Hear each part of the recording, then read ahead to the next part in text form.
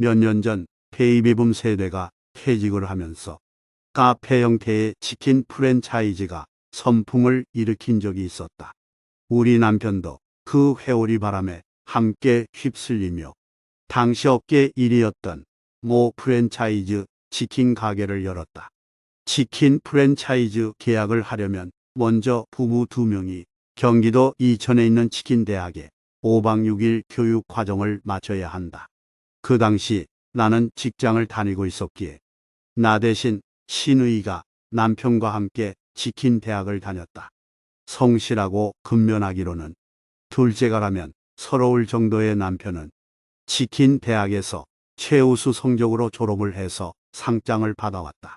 남편이 건설 회사에 다니면서 집에는 하숙비 정도만 내고 알뜰히 모았던 비자금 1억과 나의 퇴직금 담보대출로 만든 8천만 원이 초기 자금으로 들어갔다. 새 건물 상가 입점을 위한 전세 보증금 1억과 가게 인테리어와 본사 계약금 그리고 집기장만에 들어간 돈이다. 참고로 그 당시 월세는 400만 원 정도 수준이었다. 치킨 가게는 원래 인건비 싸움이라 부부가 운영하면서 인력을 최소화해야 하는 업종인데 남편은 실장이라 불리는 주방 담당과 배달 1명, 그리고 가끔 홀서빙을 위한 알바를 고용했다. 그런데 그 실장이라는 사람들은 무단결근과 잠수를 반복하면서 남편을 조종했다. 손이 느린 남편은 주문이 집중적으로 밀리는 저녁 7시와 9시 사이엔 주방을 혼자 감당할 수 없었고 그럴 때마다 나는 호출되어 닭을 튀겨야 했다. 신우이는 새벽 4시부터 일어나 하루를 시작하는 사람이라서 저녁에는 별 도움이 안 되는 데다 남편이 자꾸 부탁을 하니 나중에는 결국 나에게 화를 내었다. 그리고 배달 담당 역시도 속을 썩이기는 마찬가지였다. 평균을 내어보니 2년 반 동안 2달에 1명꼴로 배달이 바뀌었다. 알코올 중독이 가장 많았고 무단 결근으로 배달이 구멍이 나면 남편이 직접 오토바이를 몰고 배달을 가거나 눈이 오는 날에는 차를 직접 몰고 가서 배달을 했다. 배달 직원은 1명이지만 오토바이가 고장이 나는 것을 대비해서 2대를 준비해야 했다. 그동안 치킨 업계에 최대 호황인 월드컵이 있었다. 5시간 동안 쉴 새 없이 미친 듯한 튀김질로 300만 원이 조금 안 되는 매출을 기록하기도 했지만 체력 소모가 너무 많아서 2번 하라면 못할 것 같았다. 처음 1년 동안은 제법 장사가 잘 되었다. 카페 형태의 매장이다 보니 비 오는 날은 배달이, 날씨가 쾌청하면 홀 매출이 증가했다.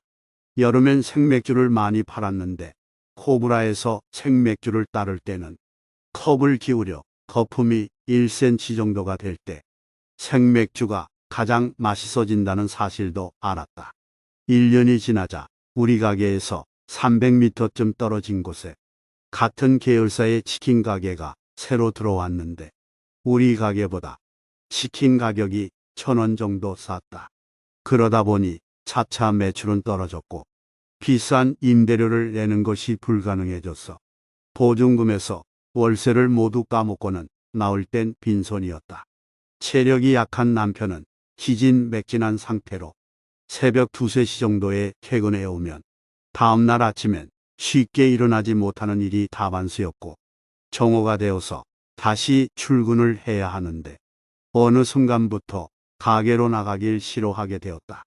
체격이 우람하던 실장은 그런 남편에게 쉬기를 권했고 남편은 가게를 실장에게 맡겨두고 기회가 되는 대로 자주 쉬었다.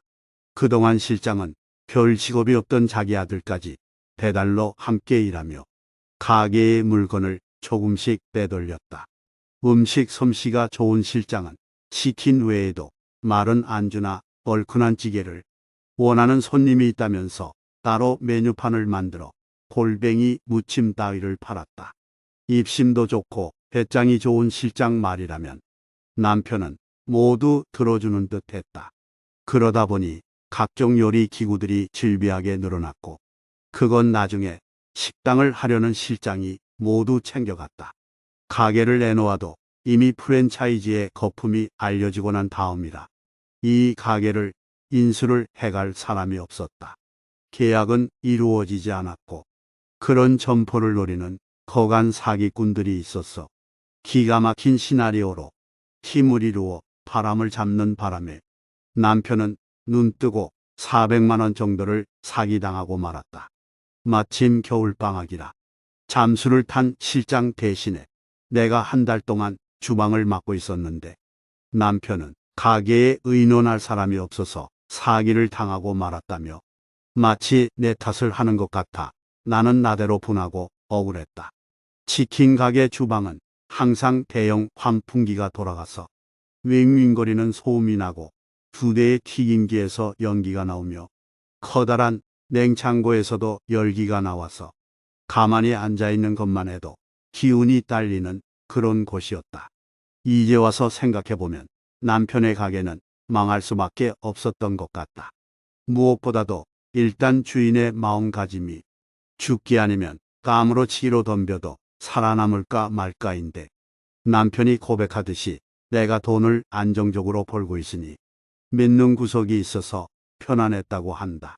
치킨에 따라오는 소스 같은 경우도 배달에게 맡겨놨더니 새로운 소스를 뒤로 가게끔 정리해야 하는데 매번 앞에다 꽂아놓아서 유통기한이 지난 소스가 고객에게 간 적도 있었다.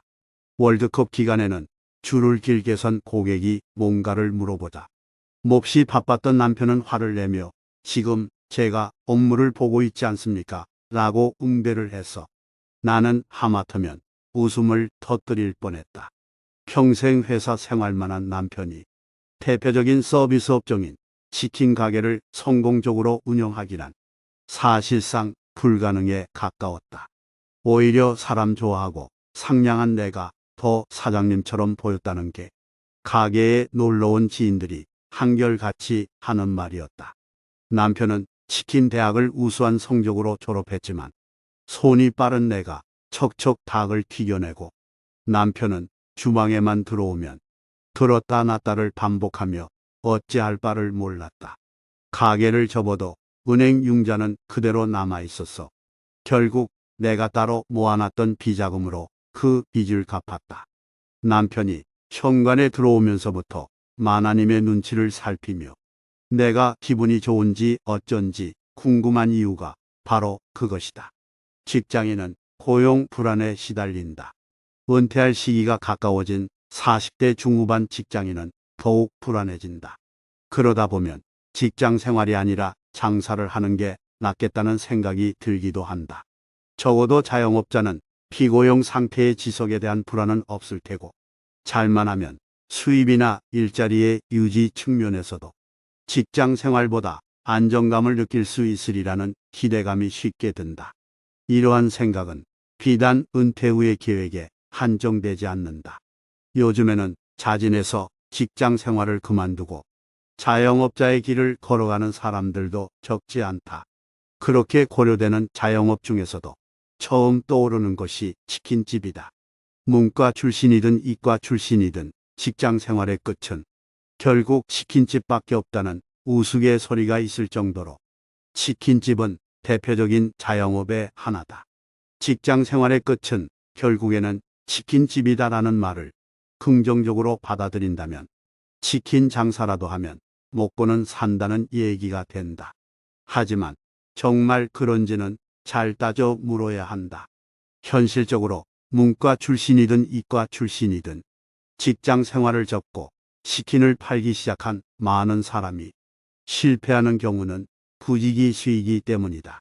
공정거래위원회에 따르면 2022년 기준 대한민국의 치킨 프랜차이즈 가맹점 수는 약 2만 9천여 개이며 일반 동네 치킨집까지 더하면 약 4만 개가 넘는다고 한다. 전 세계 맥도널드의 점포수 3만 6천여 개를 가볍게 누르는 숫자다. 이 정도면 월스트리트 저널이 우리나라의 자영업 시장에 대해 치킨 버블이라고 표현한 것도 터무니없진 않아 보인다. 그런데 참으로 아이러니한 것이 코로나19와 소비 부진 등으로 전반적인 외식 경기가 침체된 가운데서도 치킨 프랜차이즈 가맹점은 꾸준히 늘고 있다는 사실이다. 다르게 표현하자면 경쟁이 계속해서 치열해지고 있는 것이다. 우리나라의 닭고기 소비가 늘어가고 있는 것은 사실이지만 치킨집이 이렇게나 늘어난 것은 장사가 무한정 잘 되기 때문이 아니다. 치킨집은 진입장벽이 낮은 편에 속하기 때문에 은퇴 후 재취업이 어려운 사람들이나 장사를 하고 싶은 사람들 눈에 매력적으로 보이는 것뿐이다. 어떤 시장이든 소비자가 수용할 수 있는 범위가 있으며 여기에 치킨집도 예외는 아니다. 프랜차이즈 치킨집의 경우 공정위 정보공개서 통계에 따르면 2022년 한 해 약 5,000개의 점포가 개업을 함과 동시에 약 3,000개의 점포가 문을 닫았다. 하루에 13개의 치킨집이 개업을 하고 8개의 치킨집이 문을 닫는다는 얘기다. 깊이 생각해 보지 않아도 13개의 점포 중 살아남는 5개의 점포에 속하는 것은 결코 쉬운 일이 아니다. 이 정도 되면 망하지 않고 살아남기만 해도 되겠구나 하는 생각이 든다. 그런데 살아남는 것이 다가 아니다. 조금 오래되긴 했지만 통계청 조사에 따르면 2015년 프랜차이즈 치킨집의 1년 평균 영업이익은 2,360만 원이었다고 한다. 재료비와 판매관리비를 뺀 영업이익은 장사를 해서 손에 쥐게 되는 수익이다. 그 수익이 당시를 기준으로 중소기업 신입사원이 평균 연봉 수준밖에 안 되는 게 치킨집의 현실인 것이다. 그래서 가족들이 모두 들러붙어 인건비를 아끼는 경우가 많다. 하지만 이를 거두는 가족들의 노동력 또한 기회비용 차원에서 계산을 해야 한다. 알바를 쓰는 대신 아내와 아들이 일을 했다고 해서 수익을 늘렸다고 할 수 없다는 말이다. 아내와 아들이 같은 수준의 노동을 다른 곳에서 했을 때 분명 수입이 있기 마련이다. 포기한 그 수입도 수익에 포함시켜야만 한다.